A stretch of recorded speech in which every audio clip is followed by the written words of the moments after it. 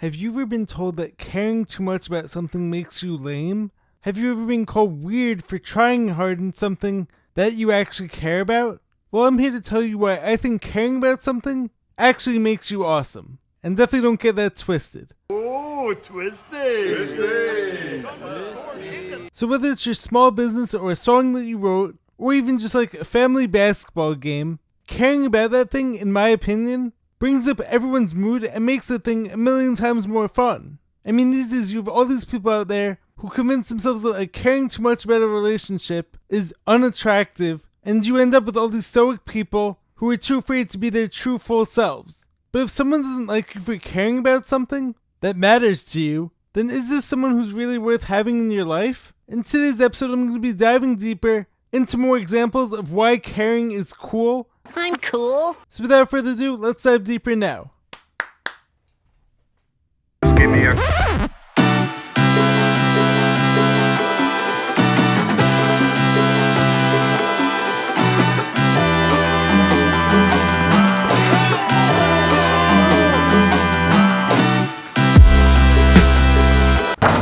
What's happening, guys? Welcome back to the Jared and James channel. I'm Jared Weiss. For you guys to know, that must mean not subscribe to the channel so you know what to do. Hit that subscribe button, be sure to leave a like, drop a comment, let me know your thoughts on the video. Follow me on every platform, and if you guys haven't done so already, make sure to check out my book, Fight Through It by Jared Weiss. All links appreciate on my website, which is jaredbryanweiss.com. That's JAREDRYANWEISS.com.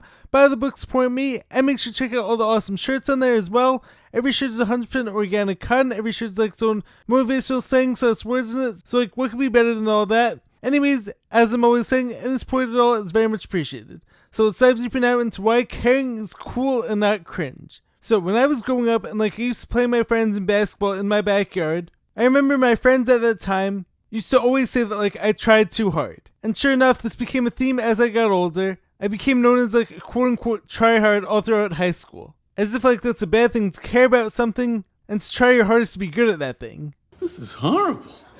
I care. And I never really understood why my peers viewed this as a bad thing. But now I see that like it's because if you put your heart into something, whether it's a sport, a potential relationship, a friendship, a job, a small business, if that thing doesn't work out, then your ego gets threatened.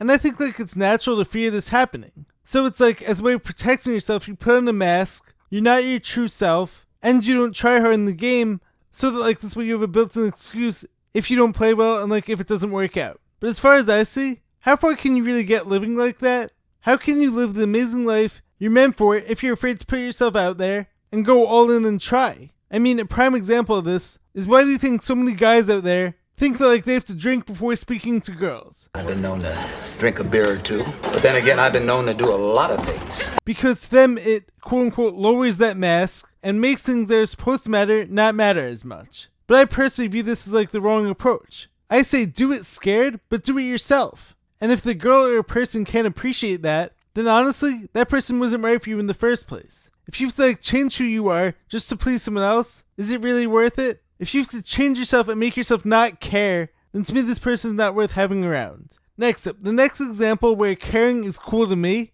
is when it comes to the Big 3 basketball league set up by Ice Cube. So let me explain. I believe that like caring is contagious, so when you show others that like something matters to you, others will believe it and feel it as well. So the Big 3 basketball league was started up by rapper and actor Ice Cube. He bet on himself, he put in all this money in, and he decided to start up a league where former NBA players, or some super talented basketball players who never made it, can compete in 3-on-3 basketball. Now when it comes to a lot of these alternative leagues, I think the issue is oftentimes, it's hard to get people to care enough about it. It doesn't matter! So because it's not like the top league, how do you get people to watch it? It takes time to grow a brand, and I know this as a content creator, as an author, and as an owner of a clothing line, as I'm still working hard on growing all these things. But this is why being consistent and showing up again and again is the only way to get others believing in you too. The Big 3 has been around since 2017, and it's only gotten better every year. And I think like the key to this success has been getting guys like Michael Beasley, Montrezl Harrell, Jonathan Simmons. I think that like one of the challenges for this league early on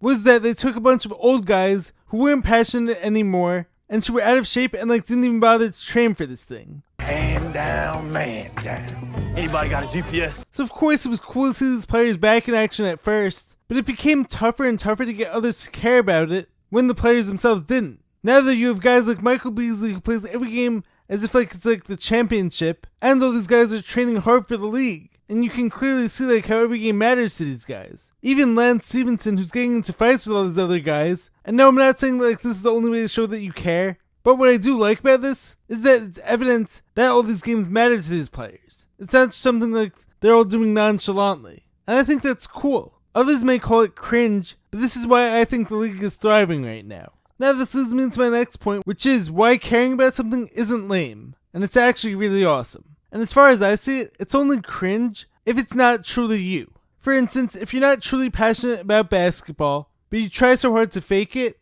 eventually you, or at least I, can see right through that. It's like a lot of content creators out there will often talk about being cringe and how it's not cringe to put yourself out there, and I fully agree with this, of course. However, a caveat is that like it has to be authentic. I see some content creators out there, and I'm not saying like you have to be nailed to just like one thing or one personality for every single setting in your life, but when someone's putting on an act and is claiming to care about something that isn't really them, and it's only because this person knows that like the algorithm rewards this, I can often see right through this. Fake. And to me, when people do that, it actually does come across as like a little bit cringe. It's like these are the people who say one thing, but yet their actions are showing the complete opposite. So if you're portraying yourself as like one thing on camera, but everyone who knows you knows that like you're making it up, that's not authentic, and I'm not about that. And once again, that's when you become quote-unquote cringe, in my opinion. Unleashing your true full self, though, is amazing and freeing, but faking who you are for views or money is inauthentic, and something feels off about it. And once again, when you care about what you're doing, whether with your content, or with your small business, or a song that you wrote, this makes you really cool. And don't tell me to be cool. I am cool. I mean, you're going after something that some of the other people would be way too afraid to even try for. I mean, you care about it, you're going to attract others who care about that thing also. This is why like I think when you put out enough videos, and you prove that you're genuine, and that you're committed to it, and you're showing that like you truly care about what you're doing, you're going to find others who appreciate all that effort. But if you aren't passionate, you just like post once a year, you don't give it your all, clearly, how do you expect others to view you? And yes, of course at first you're going to have other people who are calling you cringe, or calling you weird, or making fun of you for even trying. But eventually, I believe that like if you keep at it with a passion, a bunch of people are going to start to see you as real and like really cool. Moving along, one of my favorite movie scenes ever is coming from the movie 13 Going on 30, which illustrates the whole jump in effect, or why when you care, you can set your own trends, and this makes you really cool and an awesome person to be around. So in this scene, Jenna Rank's boss is throwing a party, but like everyone is saying how lame it is. It's 11 o'clock and people are leaving. This is a disaster. Because people seem to be running for the exit like someone set off a giant stink bomb. There's no liveliness and no one out there is dancing, and so the boss is like saying how his reputation is ruined. That is until Jenna, who's played by Jennifer Gardner, decides to go up to the DJ and request her favorite song from when she was younger, Thriller by Michael Jackson. Maybe if somebody played something other than this, something with a melody. She's initially the only one on the dance floor, and everyone starts out by laughing, and no one is really sure like what to make of this, and I'm sure that like by today's standards, this would have been seen as cringe. But before you know it, Jenna's friend Maddie joins her on the dance floor, and they're actually really good together. Then, not long after that, every single person who's there, basically at least, joins them on the dance floor, and they're all doing the Thriller dance. So call it cringe, try to tell yourself that like being nonchalant is better than caring, but when you show that like you care about something, and you keep at it, eventually you're gonna have others who are attracted to that awesome energy themselves. The world has enough people out there who are afraid to be their true selves, and who are afraid to put energy and effort and passion into something, so why not be the first, and then before you know it you're gonna have others buying in too. Not caring is actually unattractive in my opinion, whether with a relationship or a friendship, or what you're doing job-wise. Because you can't fake caring. It has to be felt. Now I think that like people who don't care or are stoic, these people won't let themselves get too attached, or love anyone or love anything fully. They see it as they're protecting themselves, but the way that I see it is it worth it if you're also preventing yourself from experiencing the best things too? Walls keep the bad out, but they keep the good out too. If you don't love fully, and give your heart to what you're doing, maybe you are getting by, but are you fully living? Some of our protections and our protective mechanisms are these barriers that like we put up because we got hurt and we don't want to get hurt again. And this comes back to the whole, if I don't try then I can't fail. But I would rather be someone who cares fully and loves fully and risks failing or falling down, as opposed to being someone who's too afraid to go all in and go all out. Now finally in this week's episode, I want to read an excerpt from my book Fight Through It, which goes along with the theme of this video. So this is from chapter 65, and the chapter is called My Ultra Competitive Nature. From the moment I started playing sports, I have been a super competitive person. I'm one of those people who hates losing even more than I like winning. I've cried from losing meaningless games before because I feel that every game I'm playing in matters. No matter what it is, whether it be video games, actual sports games, mini golf, or an arcade game, I want to win so badly. This is another component of my work ethic. Because when you want to win so badly, you know that you have to work for it. I'm going to be skipping around a little bit.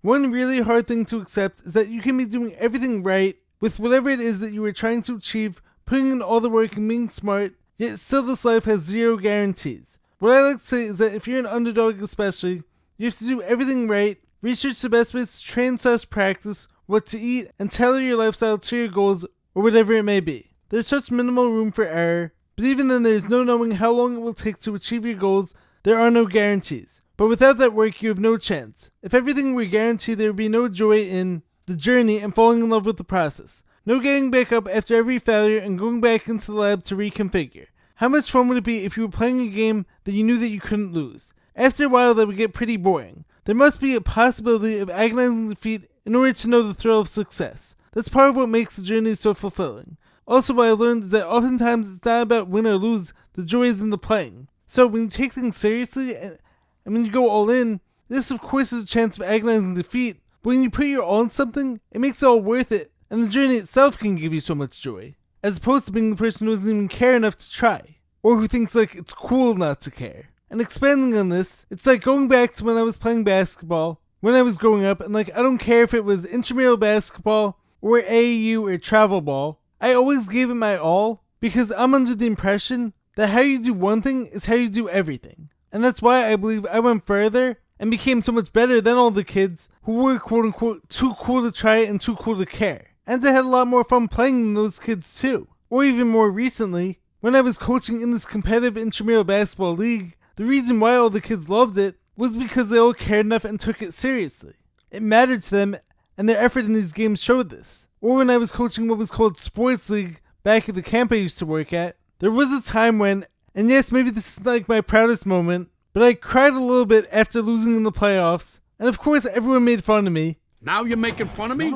But my team loved my passion, and who do you think had the more fun, fulfilling experience? Me, who went all in, poured my heart into this, and gave my all even though like it ends up with the result like I didn't want, or the person who didn't care. I had the chance to go all in on something which I think is special, and this is why I do this with so many things in my life. As a highly sensitive person, who has a big heart, of course it's not always easy caring so deeply when the other person doesn't always give the same effort in return, or sometimes you don't get the results that like you were hoping for, but it does make for a complete and fulfilling life. You don't leave anything out on the table or anything left to chance, so I wouldn't have it any other way. Anyways, I hope you guys enjoyed the message and enjoyed the video. If you did, make sure to subscribe to the channel, be sure to drop a like, leave a comment. Let me know your thoughts on anything I spoke about. And I will catch you guys next time. Stay positive, stay hustling, stay grinding. Caring is cool, not cringe. Pour your heart into what you're doing. Care about it because you're going to get way more out of it. Anyways, love you guys. Catch you guys next time. Peace.